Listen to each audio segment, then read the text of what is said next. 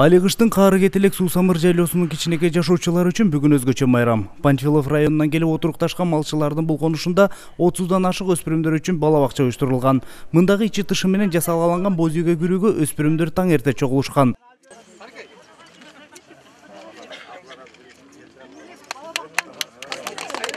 Бизде жайыт комитетте бир мына жерде эле 150 боз үй бар. Баша муктажда мунун баары тең.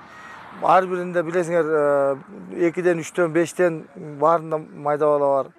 Шунун баары түндө мына соседтерди айтып койсок 4 баласы түнү менен сумгага көтөрүшүп уктабай чыгышты. Роза Отунбаеванын демилгеси эл аралык коомдук фонду демилгелеп чыккан бул самалыкты жүзөгө ашырууга өлкөнүн билим берүү министрлиги, жергиликтүү жайыт комитеттери демөөрчүлөрдүн жардамы менен негизги керектүү окуу куралдарды, оюнчуктарды сатып алышкан. Мектепке өспүрүмдөрдү даярдоого атайын тарбиячылар окуулардан өткөрүлгөн. Бул жерде бебектер жайкы 3 ай аралыгында күнүнө 3 сааттан билим алып турушмакчы. Бул жерден кызыктуу тиркен таза абалда, өздөрүнүн үй бүлөсүнө жакын. Анан кийин шарты түзүлгөн.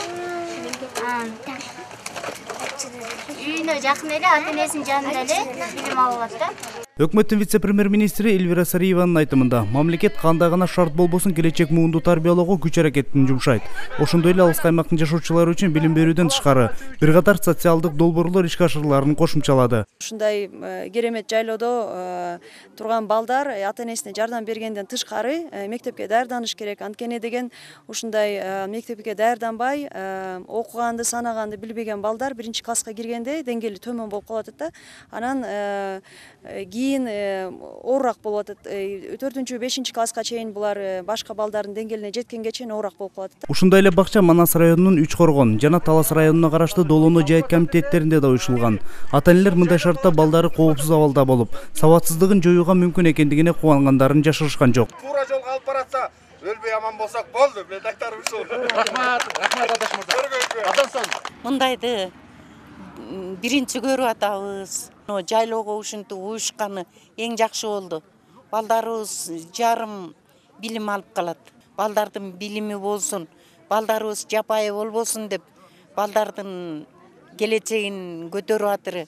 Биз ошого сыймыктанабыз. Мындан тышкары жай айынын ичинде өлкөнүн алыскы жайлоолорунда дагы ушундай шартта 36 бала бакчалары ачылат. Бул долбоор малчылардын үй бүлөлөрүндөгү балдарды билим берүүгө камтууга мүмкүнчүлүк түзөт.